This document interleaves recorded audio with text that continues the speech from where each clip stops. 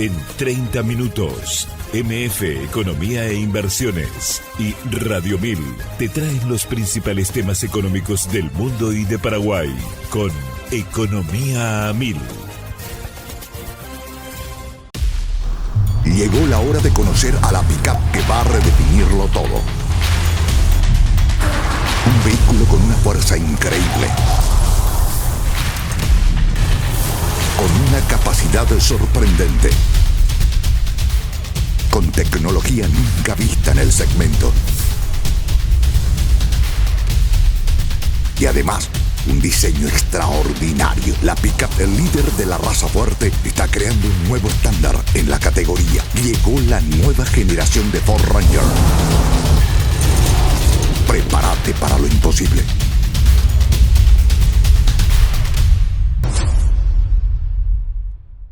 En Economía al Oído, Manuel Ferreira analiza los temas que marcan la economía global, regional y de Paraguay, con una mirada crítica y enfoque claro. Y si buscas noticias y voces claves del ámbito económico nacional, escucha también el podcast Economía 1000, el espacio de entrevistas y actualidad. Dos miradas, una misma fuente. MF Economía e Inversiones. Muy buenos días, bienvenidos a una emisión más aquí de Economía 1000. Muchas gracias por la compañía de todos los días. Quien les saluda, Prince Otto, y estoy también junto con la compañera Ada Caballero. ¿Cómo estamos, Ada? ¿Qué tal? Bienvenida. Buenas, Prince, ¿todo bien y vos? Todo en orden, ya listísimo para empezar una nueva jornada aquí en este espacio económico, recordando que es un programa realizado en coproducción con la consultora MF Economía e Inversiones y por supuesto Radio 1000. Y hoy, jueves, ya avanzando un 7 de junio del año 2026, con muchísima información, análisis y por supuesto entrevistados de primerísima mano. Aquí ya le damos la bienvenida a nuestros invitados quienes se conectan vía Zoom. Estamos junto con Marco Sebastián Ragone y Roberto Carlos Caballero, ambos socios fundadores de Aval X. ¿Cómo estamos, Marcos, Roberto? ¿Qué tal? Bienvenidos. Hola, Prince, ¿qué tal? ¿Cómo te va? Todo en orden. Muy bien. Gracias por estar del otro lado. ¿Cómo estamos, Roberto? ¿Qué tal? Bienvenido. Muy buenos días, muy buenas tardes, ¿cómo están? Un gusto. Gracias.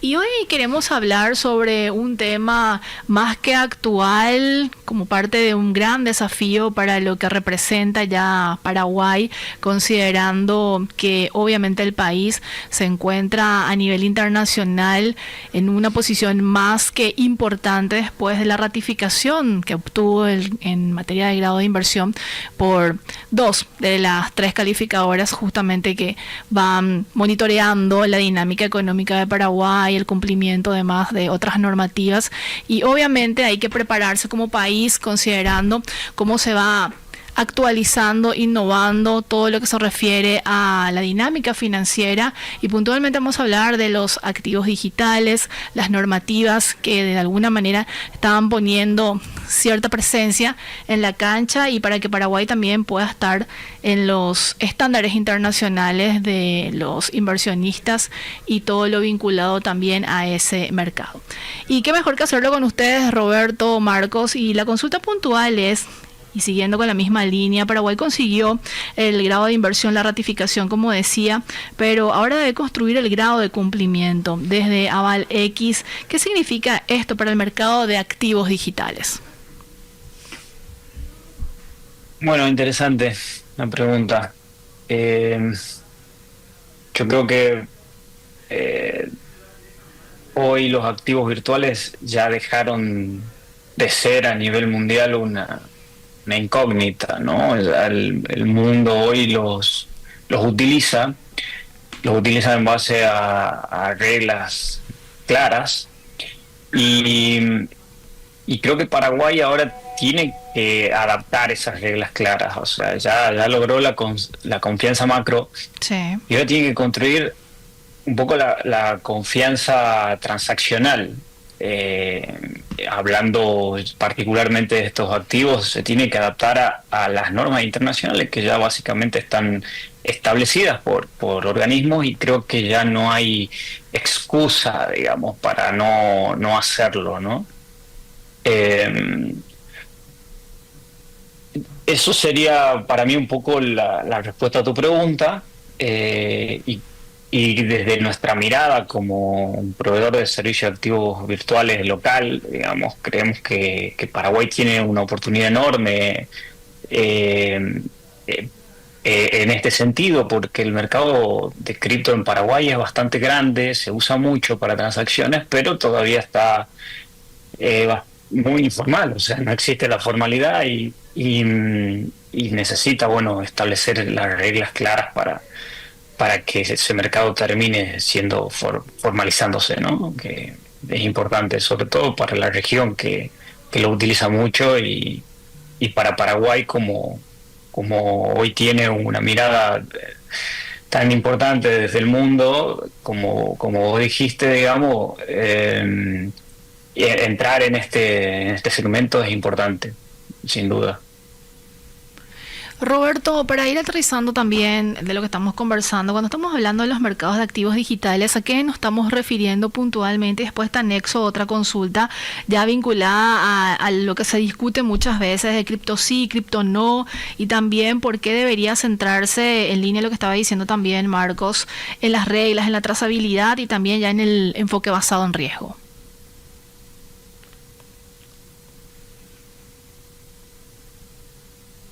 Ahí está. Ahí te copiamos. Sí. Ahí me escuchan. Sí.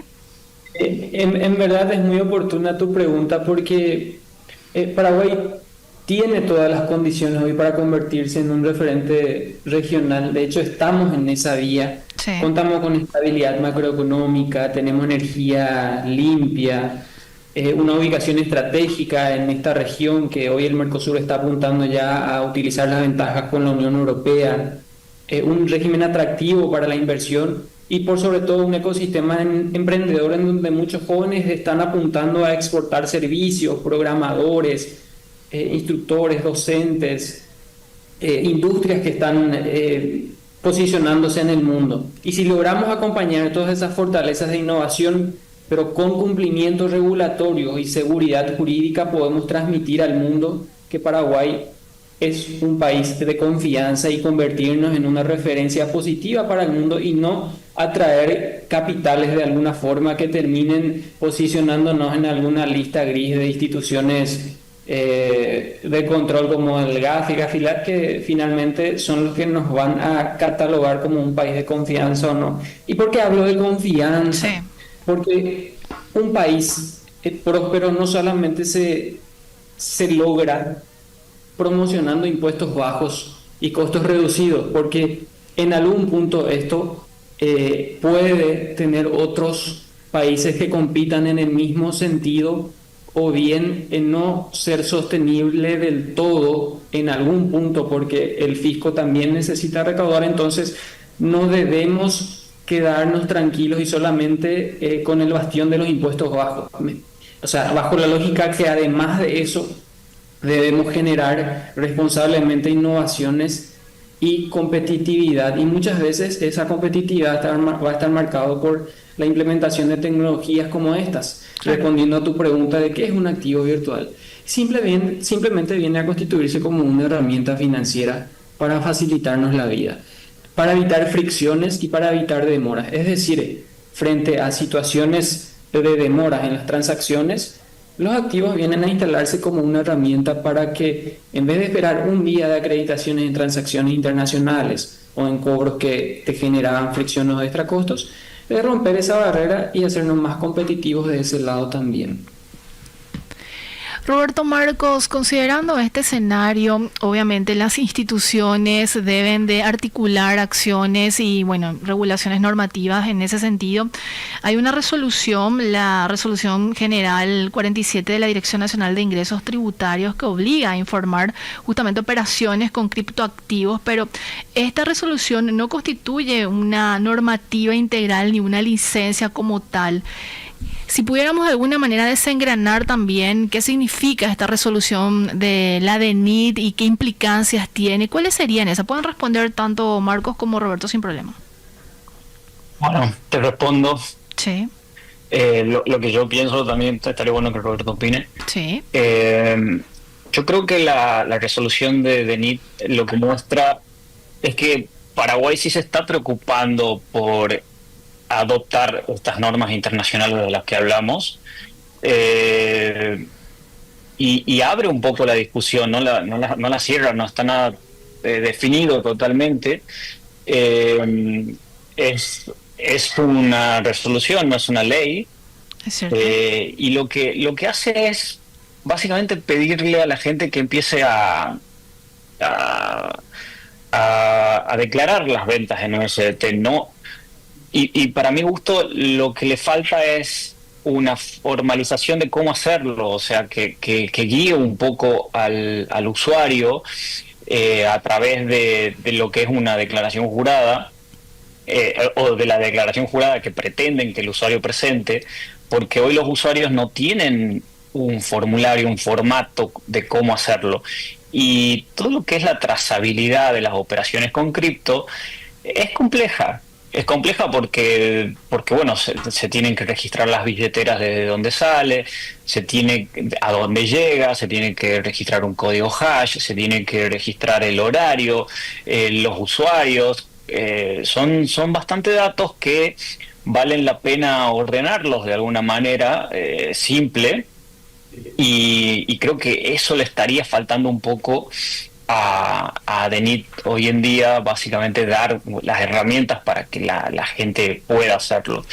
Y en ese sentido también decirle a la gente que esto no se trata de el Estado saliendo a perseguirte para que declares tus transacciones, sino que se trata más de una cuestión de que no termines cayendo en el mundo del terrorismo, del narcotráfico y de algunas cuestiones ligadas a las malas prácticas del stablecoin o del USDT, que es lo que realmente los organismos internacionales están tratando de regular y de controlar, porque ciertamente a través de las cripto también se mueve mucho dinero de ese tipo, ¿no?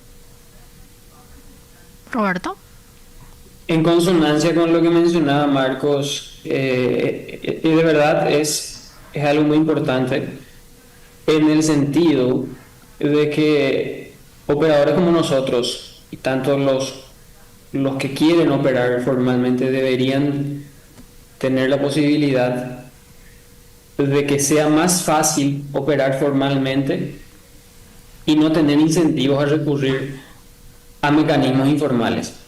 Es decir, este es un momento muy oportuno en el que en el país, jugadores como nosotros, o los comercios, los bancos, la fintech, y naturalmente las autoridades, puedan construir desde el consenso y mesas constantes de trabajos públicos-privados instrumentos que nos beneficien finalmente a nivel macro y micro. ¿Por qué?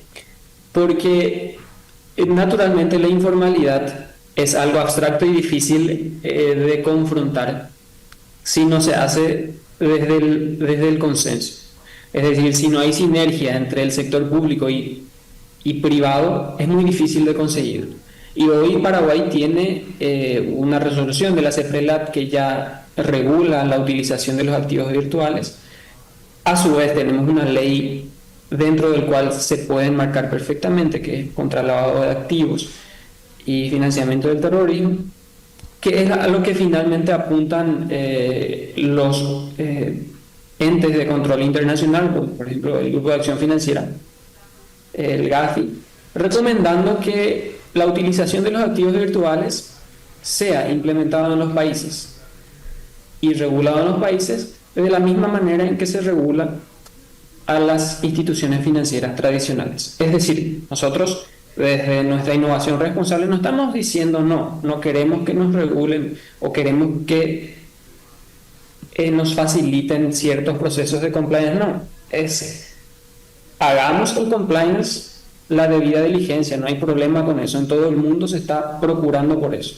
Estados Unidos el año pasado promulgó la ley Genius, ahora están en estudio la ley Clarity, países de primer mundo lo están haciendo. ¿Por qué no hacer lo que ellos están haciendo para alinearnos a las operaciones financieras y ser competitivos también en esto?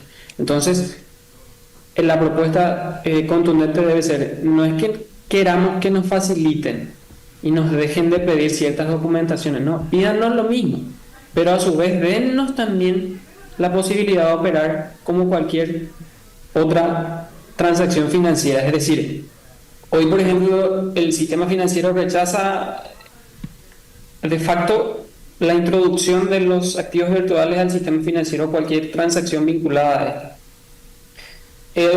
Porque yo debo hacer todo el compliance, diría uno que va a tener incentivos para operar en el sector informal, ¿me explico? Sí. Sí. Debería haber una coherencia en ese sentido, ¿no?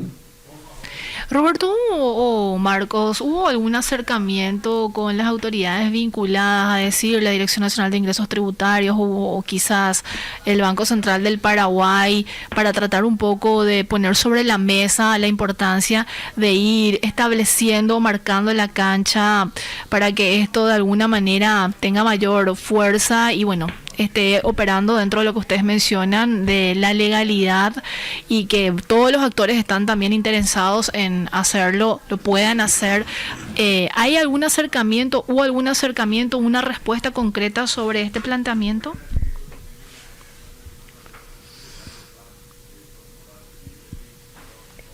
Sí, de nuestro lado, hasta el momento estamos haciendo y seguiremos haciendo el debido proceso, los contactos, reuniones con todos los actores. Sabemos que nosotros,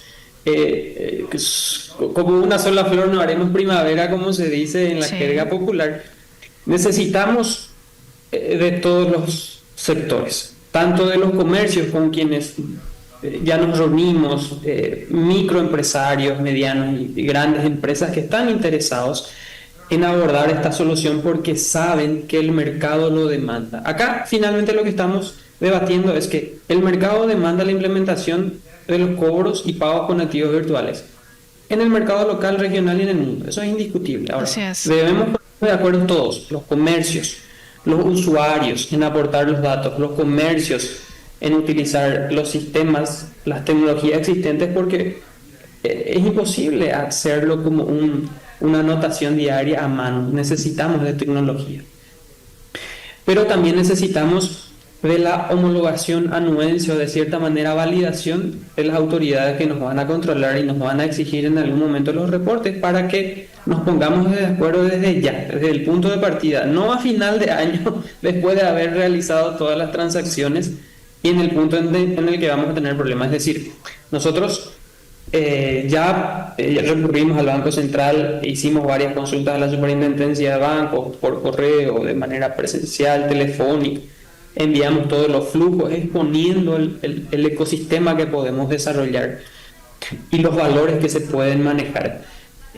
Asimismo, a la Dirección Nacional de Ingresos Tributarios tenemos solicitado una mesa de trabajo y con cámaras del sector privado y empresas privadas también, de la misma manera. Mismo la CEPRELAT nos ha hecho muchos retornos, muchas orientaciones al respecto. Ya te hablo de trámites de los últimos 24 meses por lo menos. Sí. Y estamos abordando ese camino que creemos es el camino correcto de constituir una mesa de trabajo pública-privada real para utilizarlo como piloto y validar en todos los puntos para que la adopción de esto sea para el beneficio de todos los paraguayos, de todas las empresas, sin discriminación, que es lo que finalmente estamos procurando, porque, por ejemplo, en nuestra empresa tenemos una plataforma gratuita para nuestros clientes, a efecto de cumplir con la legislación. Entonces, nuestra filosofía, digamos, esa es la de constituir un ecosistema eficiente que posicione a Paraguay y aproveche la captación de capitales mismos, porque muchos capitales que se están generando, para poner un ejemplo, la ANDE en los medios y en sus páginas publica que, por ejemplo, con industrias mineras podría recaudar unos 300 millones de dólares al año, que es un número importante, y suponiendo que esa minería, esos mineros están generando cripto, esos deben recurrir a mercados internacionales para cambiarlos a dinero, a dólares, ¿no? Y luego traerlos para acá y de ahí transferir para pagar su electricidad. esos valores, por ejemplo, podríamos internalizarlos si pudiéramos liquidar en mercados locales. Por otro lado, tenemos un comercio de frontera que ronda los 5.000 millones de dólares año, si hablamos de comercio de frontera, y nuestros países vecinos utilizan la cripto para transacciones y compras fronterizas por su velocidad, seguridad. No es lo mismo traer a Ciudad del Este, donde estamos nosotros, por ejemplo, $10.000 en el bolsillo, sin nada de seguridad, expuesto, digamos, que traerlo con mecanismos de seguridad, multifirmas, que te ofrecen, digamos, estas aplicaciones, estas plataformas para resguardar tu dinero. Consultaba intencionalmente el acercamiento con autoridades y bueno, el trabajo quizás que se tenga que hacer a nivel público-privado, Roberto, Marcos, porque imagino que hay riesgos en el caso de que Paraguay regule tarde o de forma fragmentada el mercado de activos virtuales, considerando que ya lo mencionabas, a nivel regional hay un avance, un desarrollo importante en este tipo de operaciones y Paraguay no está todavía dentro de ese estándar, por decirlo de alguna manera. Paraguay ya llegó tarde. Ya está tarde, o sea, en Argentina, Brasil, el mercado cripto y las operaciones a través de stablecoin crecieron muchísimo desde la pandemia. Y a nivel mundial también, o sea, vos imagínate, Sí. Si yo quiero sacar una transferencia desde Paraguay a China, a través del sistema tradicional, o sea, usando el sistema SWIFT, por ejemplo, Sí. esa transferencia pasa por varios bancos intermediarios. Cada banco intermediario tiene su proceso y eso lleva tiempo, entonces es normal que tu transferencia se acredite de acá a 3 o 4 días. El uso de cripto agiliza todo eso, porque lo que hace es sacar del medio a tantos bancos intermediarios, entonces directamente vos lo que estás haciendo es mandándole las criptos a un banco corresponsal que puede estar, por ejemplo, en Hong Kong. Ese banco corresponsal lo que hace es cambiar las criptos por fiat y te devuelve una transferencia mucho más corta, digamos, o sea, desde Hong Kong a tu proveedor en China. Eso agiliza todos los tiempos. Y así es como el mundo se está configurando hoy en día. La región avanzó muchísimo. Argentina tiene un mercado cripto muy desarrollado a través de algunos otros mecanismos como el contado con liquidación. Bueno, Brasil también tiene cualquier cantidad de brokers que trabajan en este mundo, y Paraguay no lo hizo y bueno, y perdió una etapa importante, sobre todo una etapa de aprendizaje. Porque no maduró como maduraron otros mercados y bueno, ya está un poco tarde claramente. Otro riesgo que puede tener, o sea, que considero que deberían empezar a encarar ahora, es una coordinación entre los distintos entes, o sea, la DENIT, CEPRELAT, el Banco Central, tienen que trabajar juntos en este aspecto, porque estaría mal que el día de mañana cada uno exija por un lado, o sea, me imagino, ¿no? Pueden salir de forma descoordinada a exigir cosas y eso volvería todo un poco catastrófico. No sé, ese es otro riesgo que me puedo imaginar.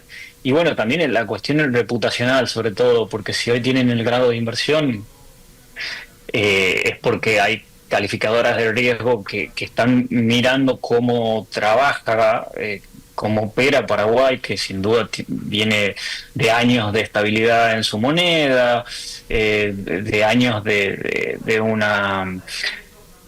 impuestos bajos. O sea, la verdad que te lo digo como argentino, estar aquí y ver cómo se manejan me parece sorprendente. Ahí, o sea, me parece muy eficiente todo. Y de repente que esa reputación se vea arruinada por mirar a otro lado en estas cuestiones que ya son internacionales, que ya son reguladas por organismos internacionales, también me parece un riesgo innecesario. No es un tema menor el uso de cripto, no es algo que haya que subestimar y dejarlo pasar porque es tendencia mundial. Básicamente, o sea, las cosas están yendo para ahí, como lo dijo Roberto, Estados Unidos con la ley Genius, está sobre la mesa y bueno, tienen que tienen que adaptarse, es inevitable. Esta modernización financiera que ya lo mencionaban ustedes incluye pagos instantáneos, interoperabilidad, fintechs y competencia. ¿Se puede o cómo pueden convivir los activos digitales con el sistema financiero tradicional, considerando lo que estaban también comentando en este espacio Roberto Marcos? Excelente pregunta, Prince. Y mira que englobando lo que mencionaba Marcos y contextualizándolo sobre tu pregunta, Sí, Paraguay fue evaluado en la cuarta ronda de evaluaciones del GAFI hace 4 años, 2022 o 2023, y como resultado del país ingresó a un seguimiento intensificado, que ojo, no es un castigo, es solamente una evaluación, una recomendación, y que esas recomendaciones se sigan hasta el 2028 para una reevaluación, para saber si esas recomendaciones fueron tenidas en cuenta o no, ¿ok? clarísimo. El seguimiento significa que Paraguay debe acreditar avances en la implementación de las recomendaciones formuladas en la evaluación. Para ello se ejecuta un plan de acciones coordinado entre distintas instituciones del Estado que sabemos que están, el MITIC, el MIC, la DENIT, CEPRELAT y otras instituciones, ¿no? ¿Dónde entran las criptomonedas? Sí, Los activos virtuales, las cripto, son una de las áreas justamente que observa el GAFI, porque representan una innovación financiera con riesgos y oportunidades. O sea, el desafío no es prohibirlos desde la óptica institucional, sino demostrar que Paraguay puede supervisarlos con el mismo rigor, con el mismo nivel de seriedad con que supervisan los bancos o cualquier otra entidad financiera. Es ese finalmente el movimiento que debe hacer a nivel regulatorio, ¿no? claro. Es decir, cuando una empresa como Aval implementa procesos de identificación de clientes, análisis de origen de fondos, el monitoreo de las billeteras que manejan hoy mediante blockchain, las transacciones, el registro de estas operaciones, finalmente está cumpliendo con los procesos de la debida diligencia. Ese es el ecosistema que fortalece la confianza en el país finalmente. Marcos, Roberto, reflexiones finales, algo que quieran remarcar, reforzar como mensaje. Sí, a mí me gustaría hablar un poco de las cripto en particular, porque la gente siempre tiene un poco de miedo de declarar o decirle al Estado tengo tanto, muevo tanto, lo que sea, ¿no? Sí, Creo que no se trata de eso, o sea, nosotros no venimos a hablar de eso, y está bien si la gente quiere mantenerse dentro del mundo descentralizado, que la naturaleza de las criptomonedas, ¿no? Nacieron justamente como algo que va en contra de la burocracia estatal, pero tienen que entender que o sea, pasar por un ente regulado en cuestiones de cripto también es una cuestión de seguridad para ellos, porque si ellos actualmente están transaccionando criptomonedas en el mercado informal, están muy expuestos a recibir monedas de billeteras, por ejemplo, que están en una blacklist o que están relacionadas justamente al terrorismo o narcotráfico.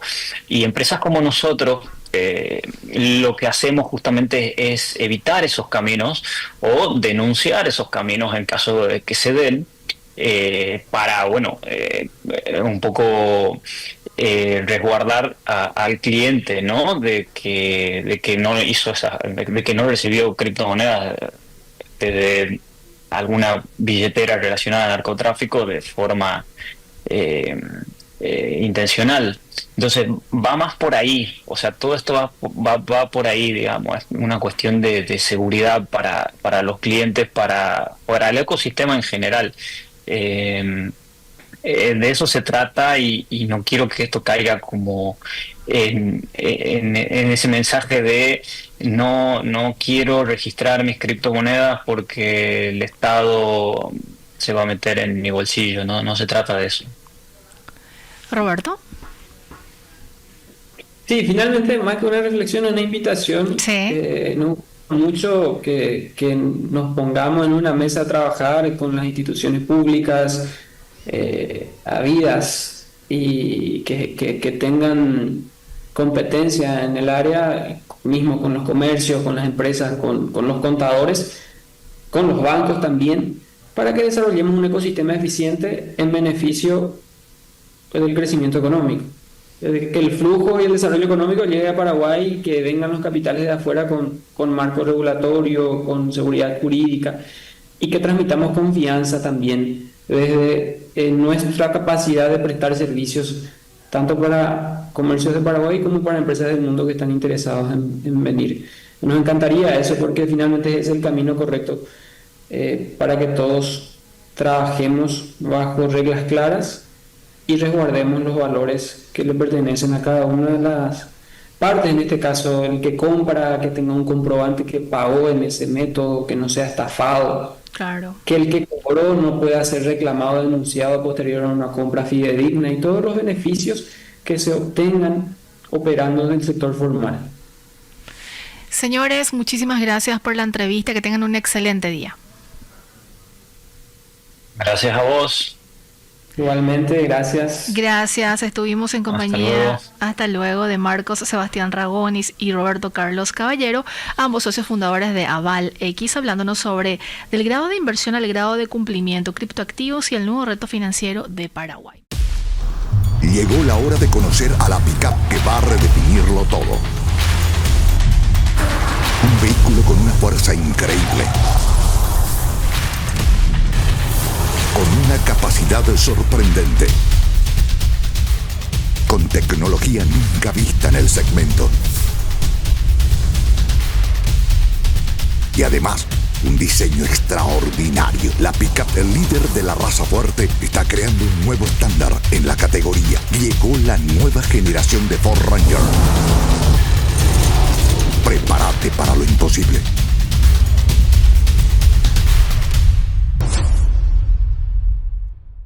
En Economía al Oído, Manuel Ferreira analiza los temas que marcan la economía global, regional y de Paraguay, con una mirada crítica y enfoque claro.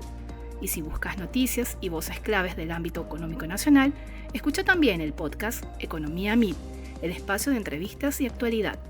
Dos miradas, una misma fuente. MF Economía e Inversiones.